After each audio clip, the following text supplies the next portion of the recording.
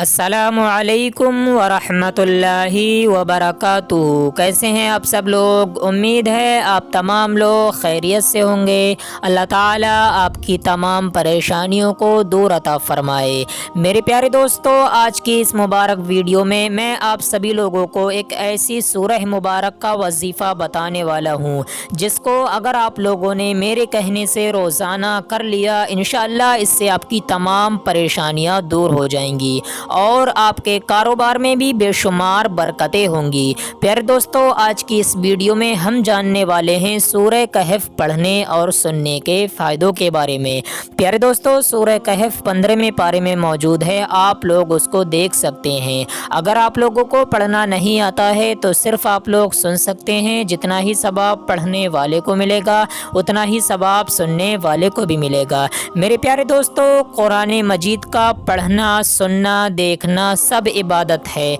यहाँ तक कि उसका छूना भी इबादत, देखना भी इबादत, पढ़ना भी इबादत और सुनना भी इबादत है। तो अगर आप लोगों को पढ़ना नहीं आता है तो आप लोग मायूस ना हुआ करें। सिर्फ सुन ही सकते हैं। जितना सवाब पढ़ने वाले को मिलेगा उतना ही सवाब सुनने वाले को भी मिलेगा। मेरे प्यारे दोस्तों, आप लोगों को सूरह कहफ का वजीफ़ा रोज़ाना करना होगा। इंशाअल्लाह इससे आपको बेशुमार फ़ायदा हासिल होगा। प्यारे दोस्तों, सूरह कहफ की बहुत ही ज़्यादा फजीलत है, बहुत बाबरकत ये सूरह है। तो चलिए दोस्तों, अब हम आपको सुना देते हैं सूरह कहफ। उससे पहले दिल से इस वीडियो पर लाइक कर दें, चैनल को सब्सक्राइब करें, वीडियो को शेयर भी ज़रूर करें। प्यारे दोस्तों, हम आप सभी लोगों के लिए बहुत मेहनत करते हैं, इसलिए आपका फ़र्ज़ बनता है कि आप चैनल को भी सब्सक्राइब ज़रूर कर लिया करें। तो आइए दोस्तों, अब हम सुन लेते हैं सूरह कहफ। अऊज़ु बिल्लाहि मिनश शैतानिर रजीम।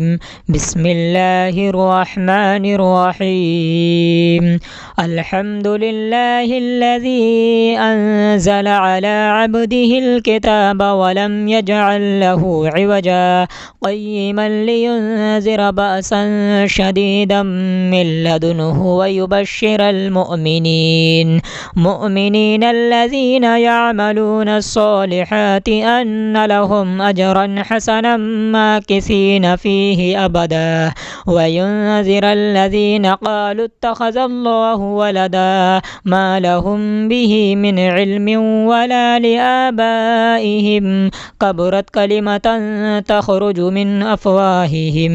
इन यक़ूलूना इल्ला कज़िबा फ़लअल्लक बाख़िउन नफ़्सक अला आसारिहिम इन लम युमिनू बिहाज़ल हदीसी असफ़ा इन्ना जअलना मा अलल अर्दि ज़ीनतन लहा लिनब्लुवहुम अय्युहुम अहसनु अमला वइन्ना लजाइलून मा अलैहा सईदन जुरुज़ा अम हसिबत अन्न अस्हाबल कहफ़ि वर्रक़ीम कानू मिन आयातिना अजबा इज़ अवल फ़ित्यतु इलल कहफ़ि फ़क़ालू रब्बना आतिना मिन लदुनक रहमतन वहय्यि लना मिन अमरिना रशदा फ़दरबना अला आज़ानिहिम फ़िल कहफ़ि सिनीना अददा सुम्मा बअसनाहुम लिनअलम अय्युल हिज़्बैनि अहसा लिमा लबिसू अमदा नहनु नक़ुस्सु अलैका नबअहुम बिलहक़्क़ि इन्नहुम फ़ित्यतुन आमनू बिरब्बिहिम वज़िदनाहुम हुदा वरबतना अला क़ुलूबिहिम इज़ क़ामू फ़क़ालू रब्बुना रब्बुस समावाति वल अर्दि लन नदअुव मिन दूनिहि इलाहन लक़द क़ुल्ना इज़न शतता हाउलाई क़ौमुन इत्तख़ज़ू मिन दूनिहि आलिहा लौला यातून अलैहिम बिसुल्तानिन बय्यिन फमन अज़लमु मिम्मन इफ्तरा अलल्लाहि कज़िबा व इज़ इअ्तज़लतुमूहुम वमा यअबुदून इल्लल्लाह फ़अवू इलल कहफ़ि यंशुर लकुम रब्बुकुम मिन रहमतिहि व युहय्यि लकुम मिन अमरिकुम بكم مرفقا وترى الشمس إذا طلعت تزاور عن كهفهم ذات اليمين وإذا غربت تقرضهم ذات الشمال وهم في فجوة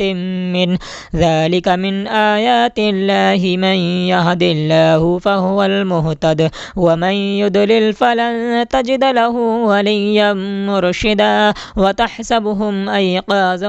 وهم رقود ونقلبهم ذات اليمين وذات الشمال وكلبهم باسط ذراعيه بالوصيد لو اطلعت عليهم لوليت منهم فرارا ولملئت منهم رعبا وكذلك بعثناهم ليتساءلوا بينهم قال قائل منهم كم لبثتم قالوا لبثنا يوما أو بعد يوم قالوا ربكم أعلم بما لبثتم فبعثوا وحدكم بورقكم هذه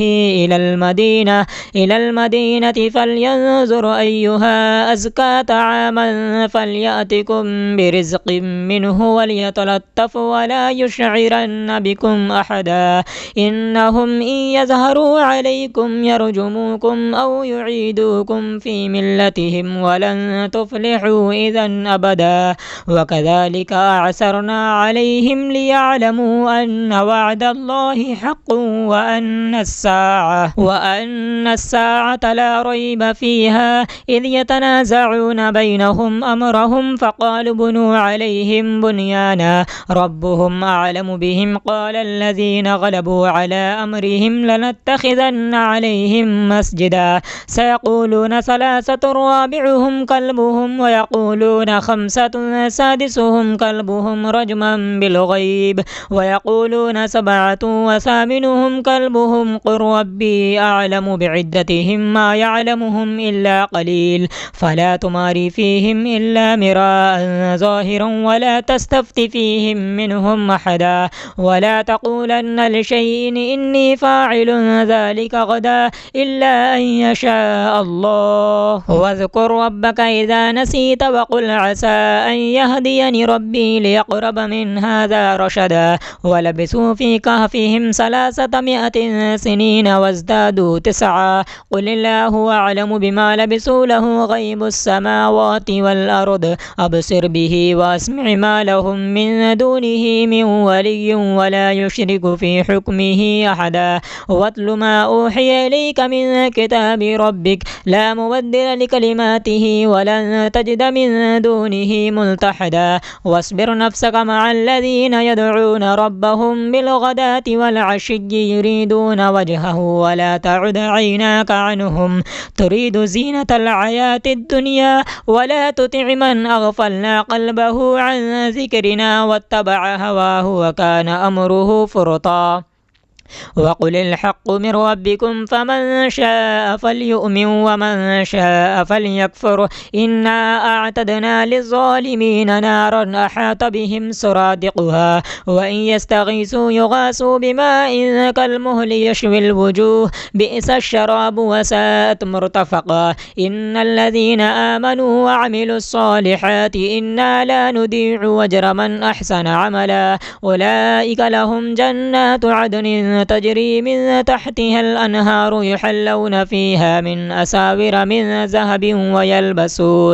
ويلبسون ثيابا خضرا من سندس واستبرق متكئين فيها على الأرائك نعم الثواب وحسنت مرتفقا واضرب لهم مثل الرجلين جعلنا لأحدهما جنتين من أعناب وحففناهما بنخل وجعلنا بينهما زرعا كلتا الجنتين آتت أكلها ولم تظلم منه شيئا وفجرنا خلالهما نهرا وكان له ثمر فقال لصاحبه وهو يحاوره أنا أكثر منك مالا وأعز نفرا ودخل جنته وهو ظالم لنفسه قال ما أظن أن تبيد هذه أبدا وما أظن الساعة قائمة ولئن رددت إلى ربي لأجدن خيرا منها منقلبا قال له صاحبه وهو يحاوره وكفرت بالذي خلقك من تراب ثم من نطفة ثم سواك رجلا لكن هو الله ربي ولا أشرك بربي أحدا ولولا إذ دخلت جنتك قلت ما شاء الله لا قوة إلا بالله إن ترني أنا أقل منك مالا وولدا فعسى ربي أن يؤتيني خيرا من جنتك ويرسل عليها حسبانا من السماء فتصبح سعيدا زلقا أو يصبح ماؤها غورا فلن تستطيع له طلبا وأحيط بثمره فأصبح يقلب كفيه على ما أنفق فيها وهو خاوية على عروشها ويقول يا ليتني لم أشرك بربي أحدا ولم تكن له فئة ينصرونه من دون الله وما كان منتصرا هنالك الولاية لله الحق هو خير ثوابا وخير عقبا واضرب لهم مثل الحياة الدنيا كماء إن أنزلناه من السماء فاختلط به نبات الأرض فأصبح هشيما تذروه الرياح وكان الله على كل شيء مقتدرا المال والبنون زينة الحياة الدنيا والباقيات الصالحات خير عند ربك ثوابا وخير أملا ويوم نسير الجبال وترى الأرض بارزة وحشرناهم فلم نغادر منهم أحدا وعرضوا على ربك صفا لقد جئتمونا كما خلقناكم أول مرة بل زعمتم أن لن نجعل لكم موعدا ووضع الكتاب فترى المجرمين مشفقين مما فيه ويقولون يا ويلتنا ما لهذا الكتاب لا يغادر صغيرة ولا كبيرة إلا أحصاها ووجدوا ما عملوا حاضرا ولا يظلم ربك أحدا وإذ قلنا للملائكة اسجدوا لآدم فسجدوا إلا إبليس كان من الجن ففسق عن أمر ربه أفتتخذونه وذريته أولياء من دوني وهم لكم عدو بئس للظالمين بدلا ما أشهدتهم خلق السماوات والأرض ولا خلق أنفسهم وما كنت متخذ المضلين عددا ويوم يقول نادوا شركائي الذين زعمتم فدعوهم فلم يستجيبوا لهم وجعلنا بينهم موبقا ورأى المجرمون النار فظنوا أنهم واقعوها ولم يجدوا عنها مصرفا ولقد صرفنا في هذا القرآن للناس من كل مثل وكان الإنسان أكثر شيء جدلا وما منع الناس أن يؤمنوا إذ جاءهم الهدى ويستغفروا ربهم إلا أن تأتيهم سنة الأولين أو يأتيهم العذاب قبلا وما نرسل المرسلين إلا مبشرين ومنذرين ويجادل الذين كفروا بالباطل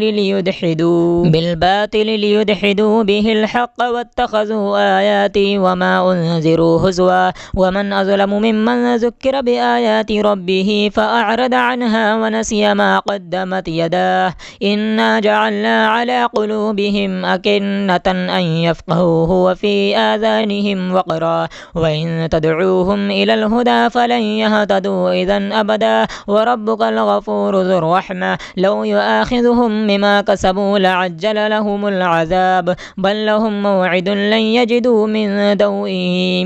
دونه موئلا وتلك القرى أهلكناهم لما ظلموا وجعلنا لمهلكهم موعدا وإذا قال موسى لفتاه لا أبرح حتى أبلغ مجمع البحرين أو أمضي حقبا فلما بلغ مجمع بينهما نسي حوتهما فاتخذ سبيله في البحر سربا فلما جاوزا قال لفتاه واتنا غداءنا لقد لقينا من سفرنا هذا نصبا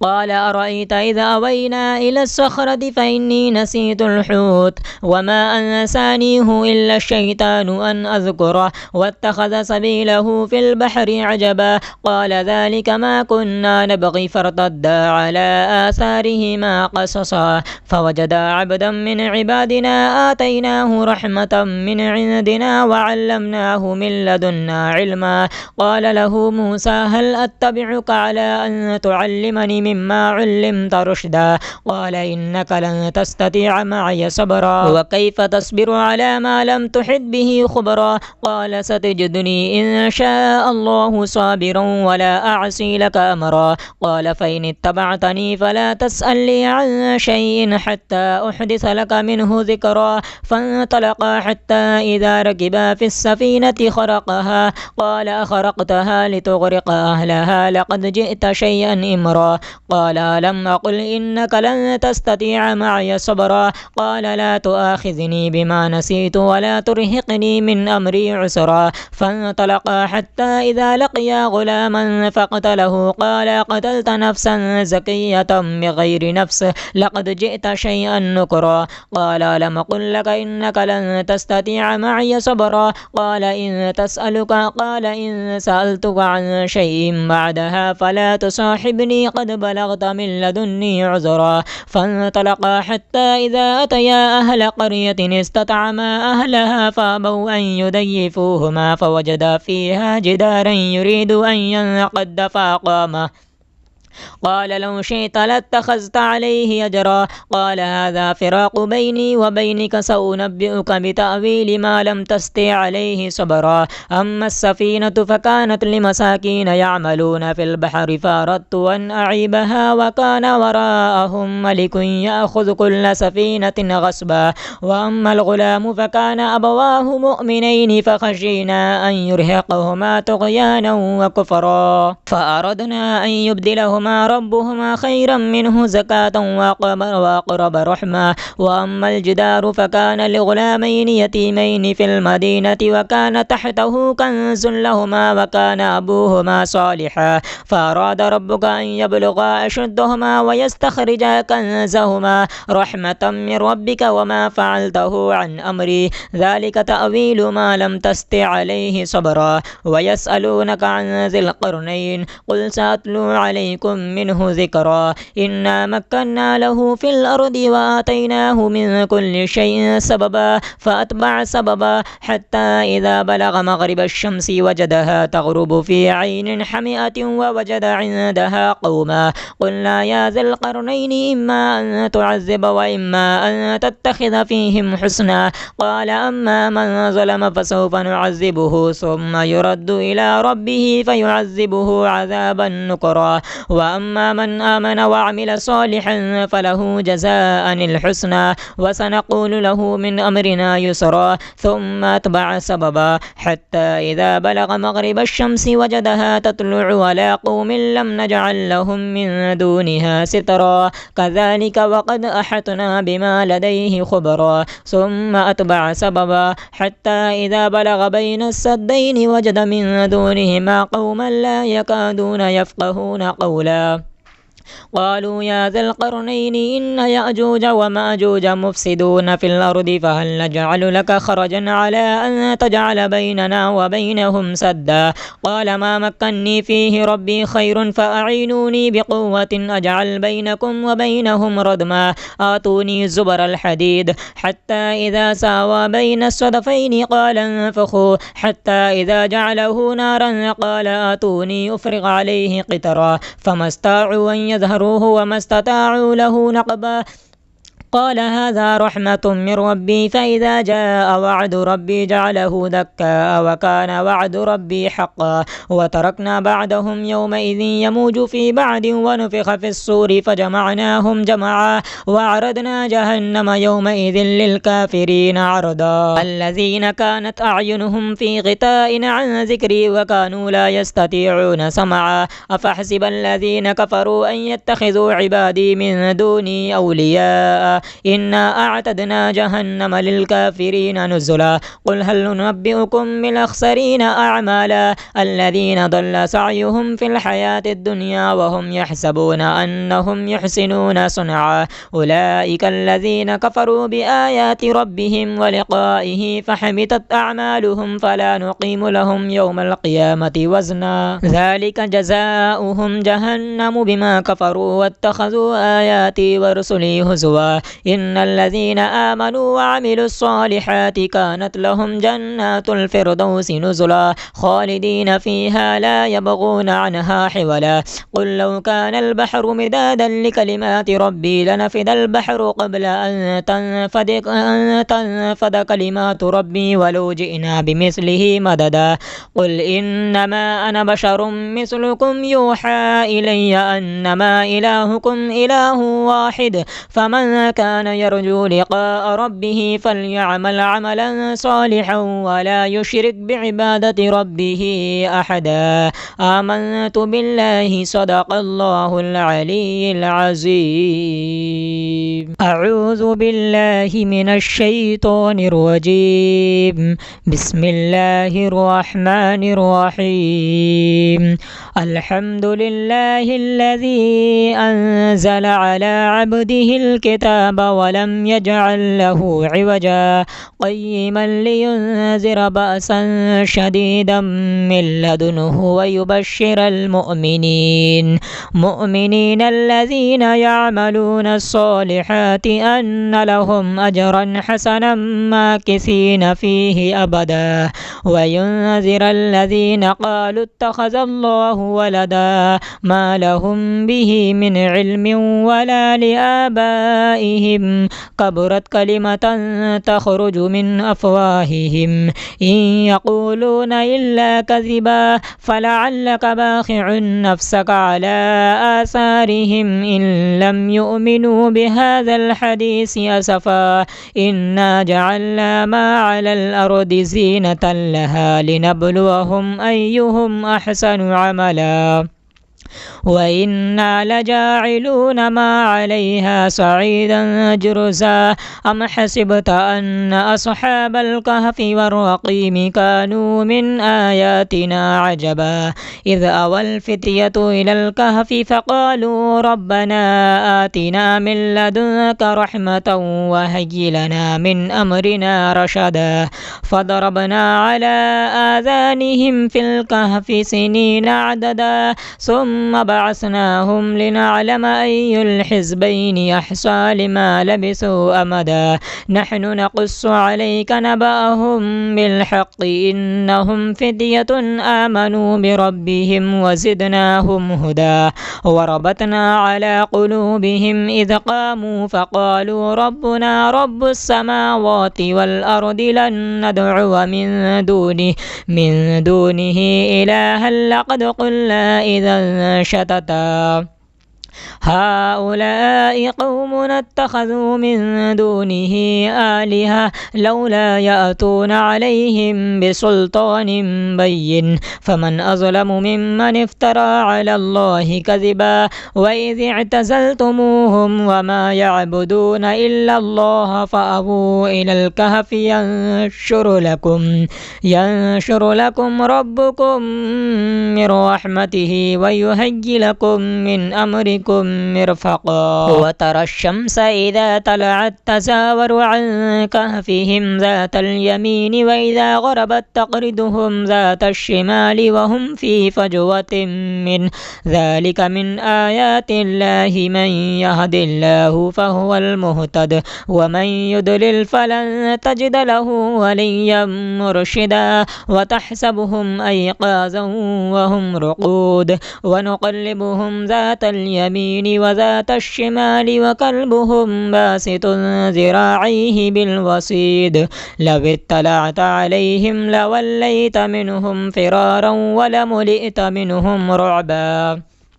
وكذلك بعثناهم ليتساءلوا بينهم قال قائل منهم كم لبثتم قالوا لبثنا يوما أو بعد يوم قالوا ربكم أعلم بما لبثتم فبعثوا وحدكم بورقكم هذه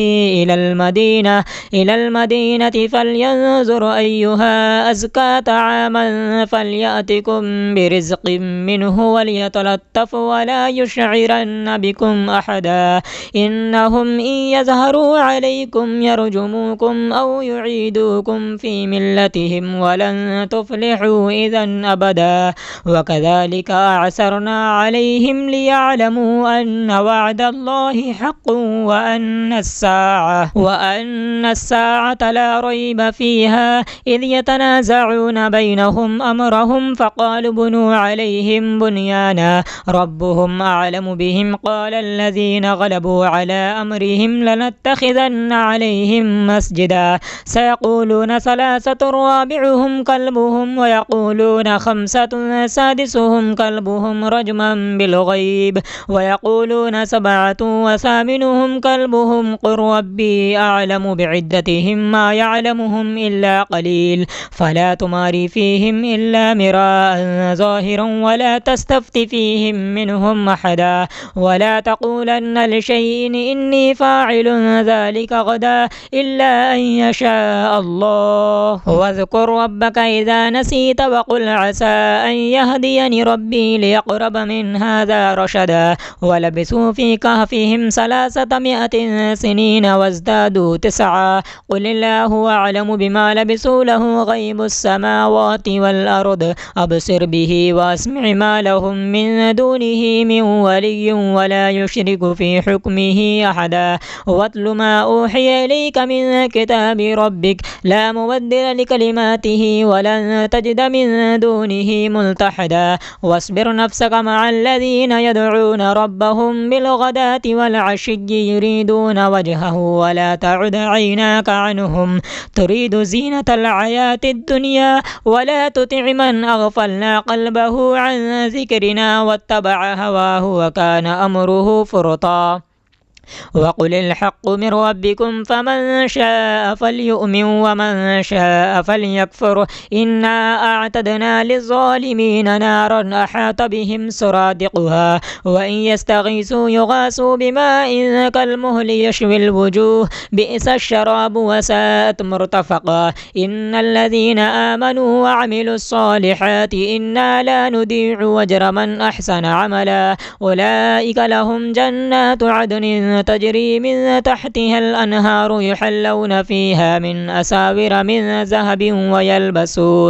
ويلبسون ثيابا خضرا من سندس واستبرق متكئين فيها على الأرائك نعم الثواب وحسنت مرتفقا واضرب لهم مثل الرجلين جعلنا لأحدهما جنتين من أعناب وحففناهما بنخل وجعلنا بينهما زرعا كلتا الجنتين آتت أكلها ولم تظلم منه شيئا وفجرنا خلالهما نهرا وكان له ثمر فقال لصاحبه وهو يحاوره أنا أكثر منك مالا وأعز نفرا ودخل جنته وهو ظالم لنفسه قال ما أظن أن تبيد هذه أبدا وما أظن الساعة قائمة ولئن رددت إلى ربي لأجدن خيرا منها منقلبا قال له صاحبه وهو يحاوره وكفرت بالذي خلقك من تراب ثم من نطفة ثم سواك رجلا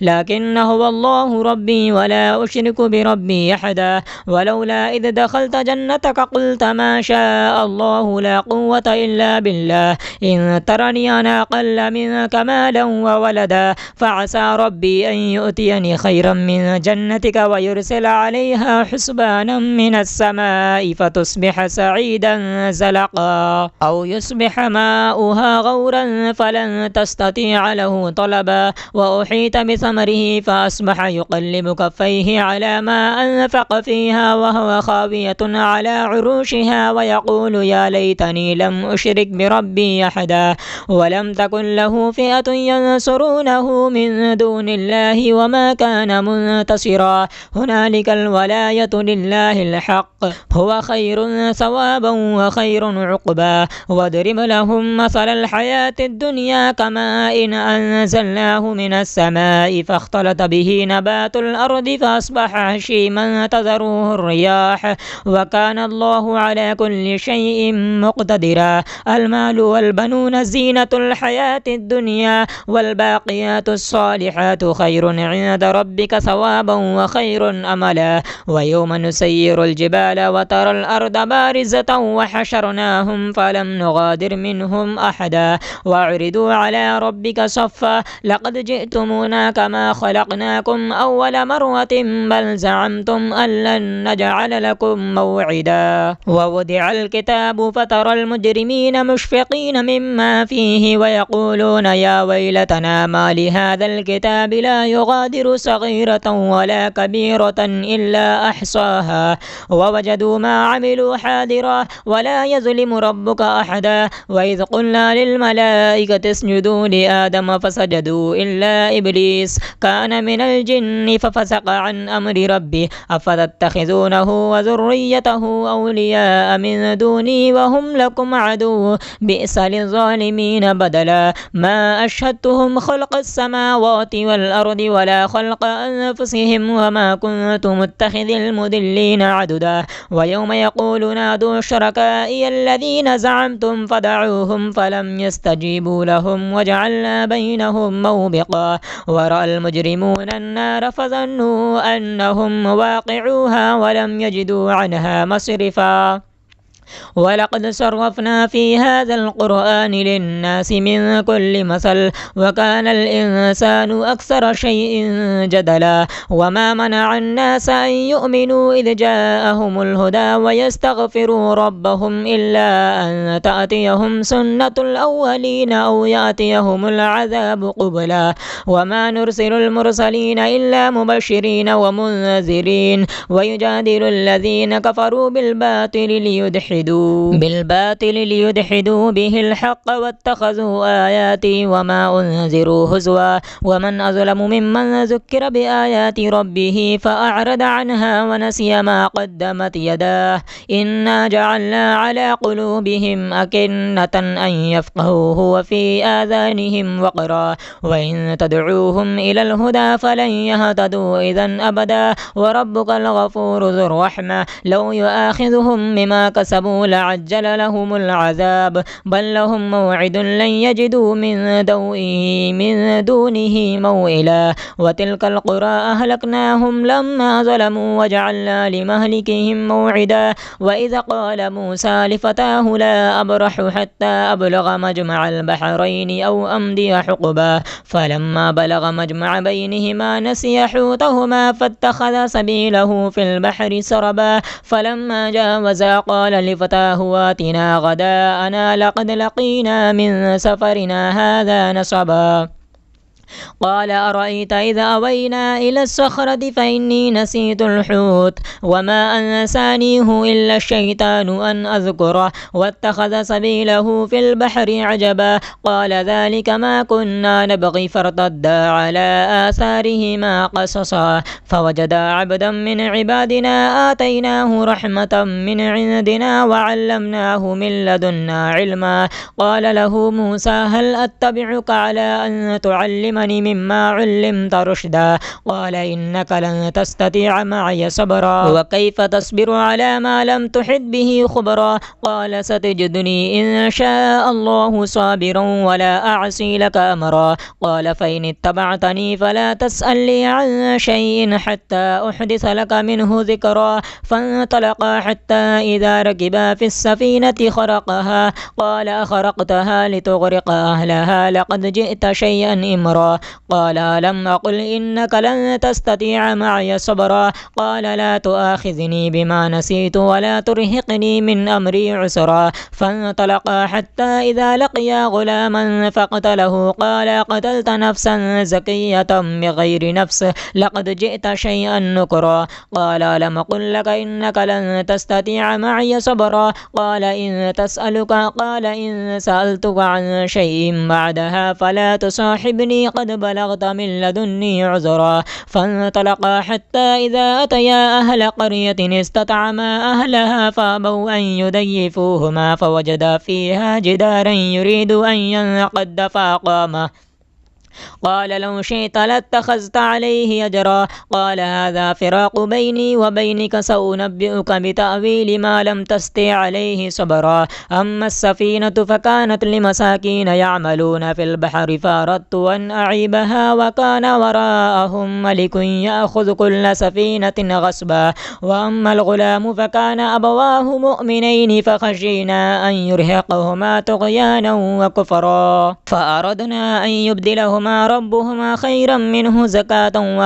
وأقرب رحما. وأما الجدار فكان لغلامين يتيمين في المدينة وكان تحته كنز لهما وكان أبوهما صالحا فأراد ربك أن يبلغا أشدهما ويستخرجا كنزهما رحمة من ربك وما فعلته عن أمري ذلك تأويل ما لم تستطع عليه صبرا. ويسألونك عن ذي القرنين قل سأتلو عليكم منه ذكرا. إنا مكنا له في الأرض وآتيناه من كل شيء سببا فأتبع سببا حتى إذا بلغ مغرب الشمس وجدها تغرب في عين حمئة ووجد عندها قوما. قلنا يا ذا القرنين إما أن تعذب وإما أن تتخذ فيهم حسنا. قال أما من ظلم فسوف نعذبه ثم يرد إلى ربه فيعذبه عذابا نكرا. وأما من آمن وعمل صالحا فله جزاء الحسنى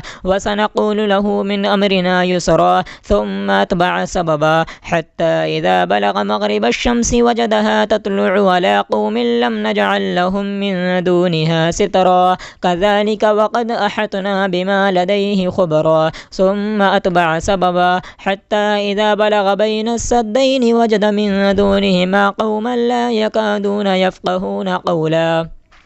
قالوا يا ذا القرنين إن يأجوج ومأجوج مفسدون في الأرض فهل نجعل لك خرجا على أن تجعل بيننا وبينهم سدا. قال ما مكني فيه ربي خير فأعينوني بقوة أجعل بينكم وبينهم ردما. آتوني زبر الحديد حتى إذا ساوى بين الصدفين قال انفخوا حتى إذا جعله نارا قال آتوني أفرغ عليه قطرا فما استطاعوا أن يظهروه وما استطاعوا له نقبا. قال هذا رحمة من ربي فإذا جاء وعد ربي جعله دكا وكان وعد ربي حقا. وتركنا بعدهم يومئذ يموج في بعد ونفخ في الصور فجمعناهم جمعا وعرضنا جهنم يومئذ للكافرين عرضا. الذين كانت أعينهم في غطاء عن ذكري وكانوا لا يستطيعون سمعا. أفحسب الذين كفروا أن يتخذوا عبادي من دوني أولياء إنا أعتدنا جهنم للكافرين نزلا. قل هل ننبئكم بالأخسرين أعمالا الذين ضل سعيهم في الحياة الدنيا وهم يحسبون أنهم يحسنون صنعا. أولئك الذين كفروا بآيات ربهم ولقائه فحبطت أعمالهم فلا نقيم لهم يوم القيامة وزنا ذلك جزاؤهم جهنم بما كفروا واتخذوا آياتي ورسلي هزوا. إن الذين آمنوا وعملوا الصالحات كانت لهم جنات الفردوس نزلا خالدين فيها لا يبغون عنها حولا. قل لو كان البحر مدادا لكلمات ربي لنفد البحر قبل أن تنفد كلمات ربي ولو جئنا بمثله مددا. قل إنما أنا بشر مثلكم يوحى إلي أنما إلهكم إله واحد فمن كان يرجو لقاء ربه فليعمل عملا صالحا ولا يشرك بعبادة ربه أحدا. آمنت بالله صدق الله العلي العظيم.